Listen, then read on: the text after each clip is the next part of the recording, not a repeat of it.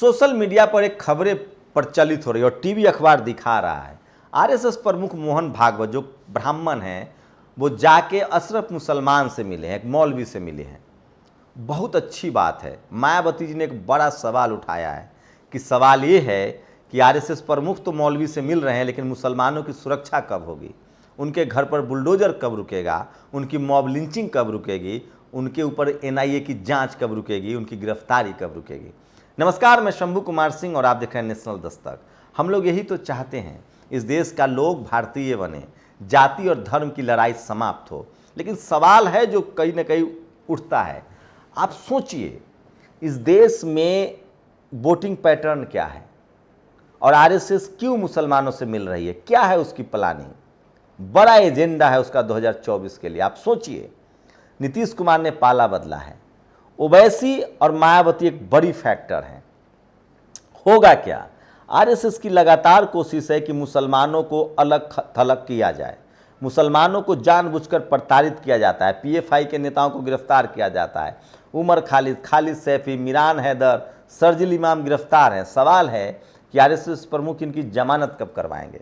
पसमानदा का मुद्दा बीजेपी उठा रही है। बीजेपी की कोशिश है कि ओवैसी को बड़ा नेता प्रोजेक्ट किया जाए, मुसलमान उनके तरफ चला जाए 15%, मायावती जी के साथ शेड्यूल कास्ट चला जाए और ओबीसी को टुकड़े टुकड़े में बांट दिया जाए और बीजेपी और सवर्ण समाज राज करता रहे। पहले मैं वोटिंग पैटर्न बनाता हूँ। इस देश में मुसलमान की पार्टी को दलित भी वोट नहीं करता है, कहता है कि मुसलमानों की पार्टी है जब तक गठबंधन न हो। इस देश में दलितों की पार्टी को पिछड़ा वोट नहीं करता है, कहता है कि ये दलितों की पार्टी है जब तक गठबंधन न हो। और पिछड़ों की पार्टी को, लालू सिंह यादव को, मुलायम सिंह यादव को सवर्ण वोट नहीं करता है जब तक गठबंधन न हो, कहता है कि ये पिछड़ों की पार्टी है। अब सवर्ण को सब लोग वोट देते हैं। सोचिए, मुसलमान बीजेपी के अलावा सबको वोट देता है, मायावती को भी, अखिलेश जी को भी, लालू यादव को भी, सबको। वहीं दलित वो सबको वोट करता है, गठबंधन हो न हो, समाजवादी पार्टी हो, बीएसपी हो, सपा हो, बसपा हो, बीजेपी हो, पिछड़ा तो जमकर बीजेपी को वोट देता है। लेकिन सवर्ण समाज किसी कीमत पर किसी एससी एसटी ओबीसी माइनॉरिटी की पार्टी को वोट नहीं देता है। अब एससी एसटी ओबीसी के लोग वोट क्यों देते हैं बीजेपी को, ये समझिए। दरअसल एससी के लोग जो सबसे ज़्यादा सामाजिक रूप से जागरूक हैं वो इसलिए वोट करते हैं, जो नहीं जागरूक है वो बीजेपी को वोट कर देते हैं कि मुसलमान टाइट तो है। उनको नहीं पता है कि हमारा आरक्षण खत्म हो रहा है, क्योंकि किसी ने बताया ही नहीं। आदिवासी भी इसलिए वोट करते हैं कि मुसलमान टाइट तो है, उनका आरक्षण खत्म हो रहा है, उनको नहीं पता है। पिछड़ा तो इसलिए वोट करता है कि मुसलमान टाइट तो है। सवर्ण समाज इसलिए बीजेपी को वोट करता है कि आरक्षण खत्म हो और मुसलमान भी टाइट रहे और जातिवाद बना रहे। इस खेल को आपको समझना पड़ेगा। अब सोचिए, नीतीश कुमार ने खेल शुरू कर दिया। वो कह रहे हैं कि जो 2014 में आया है वो 2024 में नहीं आएगा। आप सोचिए, अगर ओवैसी मुसलमानों पर और अत्याचार होता है, ओवैसी उनको आवाज़ को उठाते हैं, तो मुसलमानों के मन उनके लिए सिंपैथी होगा और उनका वोट उधर चला जाएगा। 15% वोट से कुछ नहीं होगा। मायावती जी अलग चुनाव लड़ती है तो 15-20% वोट उनके पास भी है, वो चला जाएगा, तो फायदा किसको होगा? ओबीसी के नेताओं को एकजुट होना पड़ेगा, जिसकी आबादी 50% है। लेकिन उसमें सबसे ज़्यादा अंधविश्वास है, कर्मकांड है। वो हिंदू भी हैं, उनको नहीं पता है कि 3% हिंदू उनके आरक्षण का विरोधी हैं, अहिर रेजिमेंट के भी विरोधी हैं। लेकिन अब धीरे धीरे जागरूकता हो रही है। इसी जागरूकता की वजह से बीजेपी फंस गई है। अब सोचिए, बीजेपी के आरएसएस के प्रमुख मुसलमान से मिलते हैं और आपके बच्चों को मुसलमानों के खिलाफ भड़काया जाता है। टीवी अखबार कहता है मुसलमान आतंकवादी है, मुसलमान हिंदुओं की हत्या करता है, मुसलमान कब्जा कर लेगा, हिंदू खतरे में। ऐसा नहीं है।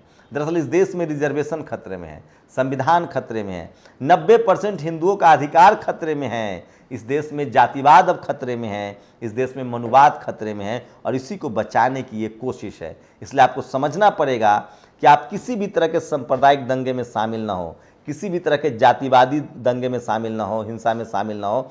संविधान के हिसाब से चलिए और अपने अधिकार के लिए, जो संविधान में अधिकार है, उसको लेकर सचेत रहिए। आप सोचिए, जो लोग नफरत आपको बताते थे आपके बच्चों को तलवार पकड़ा रहे हैं, वो कलम नहीं पकड़ा सकते हैं।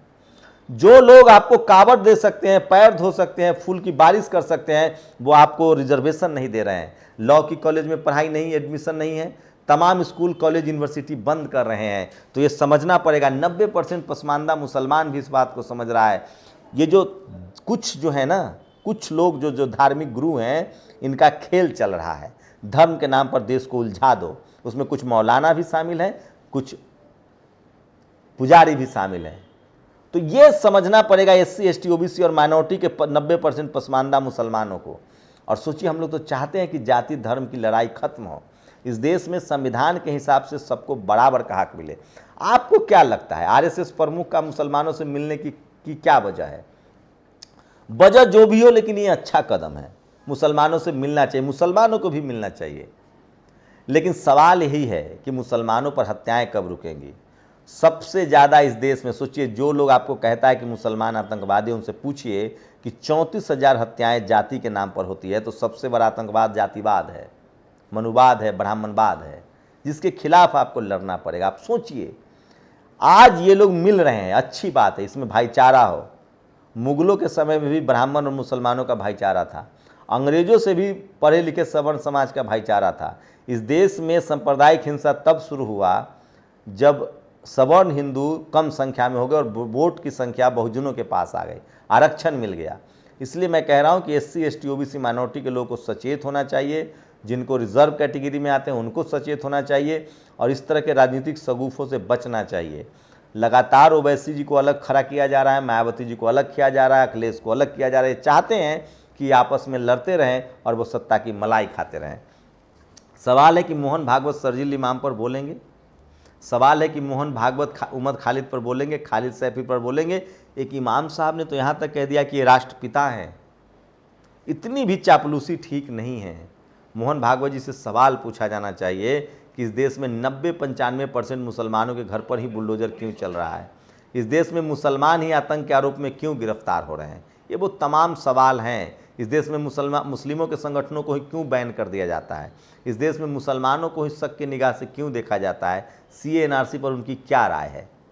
क्या बोलेंगे इस पर मोहन भागवत? नहीं बोल पाएंगे। मुसलमानों का ये मुद्दा है जिसे पूछना चाहिए। और मैं फिर कह रहा हूँ, बीजेपी तभी तक सांस ले रही है जब तक हिंदू मुस्लिम का एजेंडा है। और मैं ये भी बता दूं, SC ST OBC का हक तभी तक सुरक्षित है जब तक इस देश में मुसलमान हैं। जिस दिन मुसलमान खत्म हो गया, इनका दुश्मन जो आपको दुश्मन दिखा रहे हैं, उस दिन ये आपके आरक्षण पर टूट पड़ेंगे।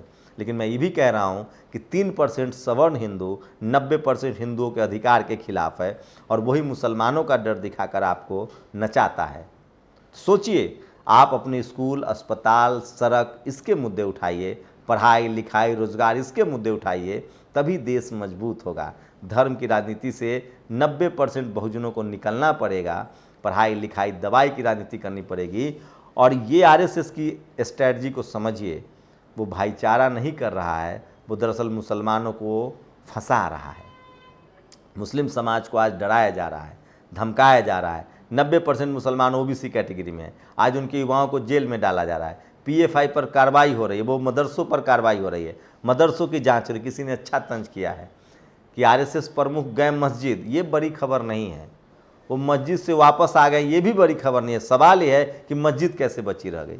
हाल के दिनों में किस तरह से मस्जिदों पर हमले हुए हैं, किस तरह से असम में मस्जिदों पर हमले हुए हैं।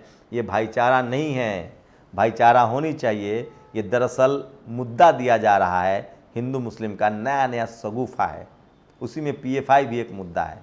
इसलिए मैं SC ST OBC के लोगों से कहना चाह रहा हूँ, माइनॉरिटी से कहना चाह रहा हूँ, 90% लोगों से कहना चाह रहा हूँ कि आप इस धर्म के जाल में मत फंसिए। आप अपने बच्चों के, नस्लों के रिजर्वेशन का मसला हो, पढ़ाई लिखाई का मसला हो, रोजगार का मसला हो, उस पर सचेत रहिए। RSS और कुछ मौलाना आपको फंसा रहे हैं। इस देश में सबसे बड़ा ज़रूरी जो मुद्दा है कि गाय मर रही है वायरस से, उसको बचाया जाए। बेरोजगारी बढ़ रही है, कॉलेज यूनिवर्सिटी खत्म हो रहा है, और आपको धर्म के जाल में उलझाया जा रहा है। एक बड़ी कॉन्स्पिरेसी है। हम सबको इस देश का नागरिक बनकर, इस देश के संविधान को मानते हुए एकजुट होना पड़ेगा। और जिसको जो अधिकार मिला है संविधान से, चाहे वो आदिवासी हो, दलित हो, पिछड़े हो, अल्पसंख्यक हो, उनके संवैधानिक अधिकारों को सुरक्षित रखना पड़ेगा। धर्म आपका निजी मसला हो सकता है। जब धर्म, राजनीति में धर्म आ जाए तो समझ लीजिए कि उस देश का बेड़ा गर्क होना तय है। धर्म आपका फंडामेंटल राइट्स है, आपकी उपासना का आपको अधिकार है, आप किसी भी धर्म को मान सकते हैं। लेकिन सबसे बड़ा सवाल है कि संविधान में दिए हुए अधिकार कैसे सुरक्षित रहेंगे। मैं फिर कह रहा हूँ, इस देश के जो मुसलमान हैं, बाय चॉइस भारतीय हैं क्योंकि उनके पास मौका था पाकिस्तान जाने का, लेकिन वो नहीं गए। धर्म के आधार पर किसी की आलोचना बिल्कुल ठीक नहीं है। आपको देखना पड़ेगा कौन किसका शोषण कर रहा है। अपनी प्रतिक्रिया जरूर दीजिए। शुक्रिया। नेशनल दस्तक की आपसे गुजारिश है कि अगर इसको बचाना चाहते हैं तो नेशनल दस्तक को सब्सक्राइब करने के लिए रेड कलर के सब्सक्राइब बटन को दबाएं, फिर बेल आइकन की घंटी दबाएं। नेशनल दस्तक को बचाने के लिए बहुत जरूरी है कि हर खबर को शेयर करें, लाइक करें, कमेंट जरूर करें।